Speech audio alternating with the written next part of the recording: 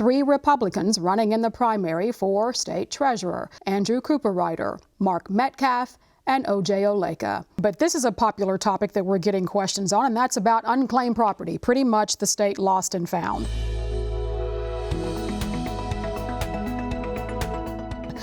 So, Mr. Cooperrider, I'll begin with you. What would you do to make that process easier, by which you can file for a claim or know that you have maybe some property or check that could be waiting for you? How would you simplify that process? Sure. Yeah, three points here to make. First off, when it comes to lost property, when money gets turned into your name, and we've seen states like West Virginia do this, automating the process of crawling the available database within the state to alert you that money's been turned in your name. Now, I'm an individual who can do this. I have a different background than my opponents. One of the businesses I own 3 companies, is a software engineering and web design company. So building out an API that crawls that simple database to alert citizens is pretty simple and straightforward. I know exactly people to build it for inexpensive or next to nothing. They'd probably volunteer their time just because they want to get this money back to the citizens. Here's the second thing.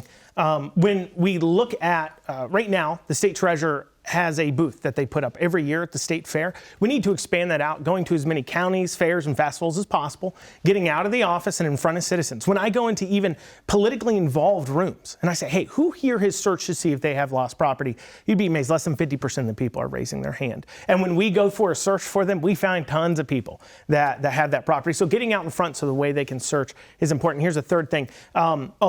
Part of the reason why we have over $800 million of lost property is because when somebody passes on and money gets turned into the state, if it's $3,000, $4,000, $5,000, the heirs have to go back through probate court in order to pull that money out. And the cost, expense, and time it takes to do that makes it not worth it to them. So that money just collects proverbial dust sitting there in the accounts for all time. So we've got to streamline that process, look at what we can do to help people through it, while at the same time making suggestions for changes. And I think this is a big thing that sets me apart from my opponents. I have the right background. It's not enough to be an experienced politician. You have to be a competent person with common sense. I have that background.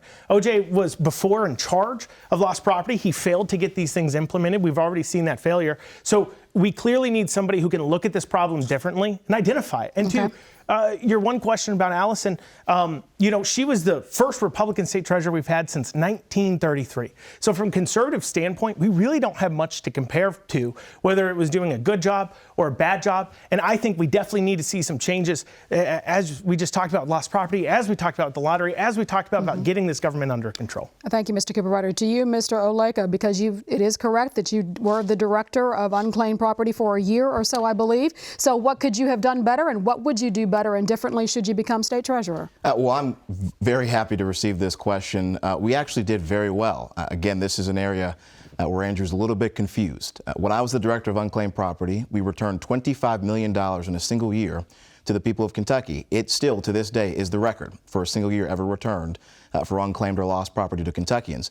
So for the records that we have, I did the best job. We actually cut down a 3-month backlog from 90 days to 0 days. So when you talk about cutting through the red tape, getting rid of bureaucratic blockage, I was the only one that was able to do that. So when you talk about my record, I have a clear record of success. Also, what was mentioned by Andrew, he said that he's got the background, he's got a business that effectively he'd be able to employ to improve this process. You can't do that, Renee. This is how it's important to understand the office and how it actually works. There's a request for proposal process where you hire a third-party vendor. So to tear up the existing contract would be illegal.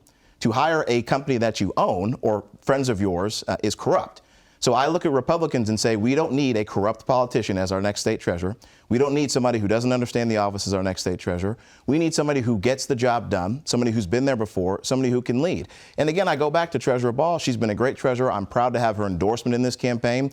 It's true, we don't have many examples of what Republicans look like. The one that we've got has been the current one that we have, who's done an excellent job for the past 8 years, who looked at all 3 of us and said, who do I want to endorse?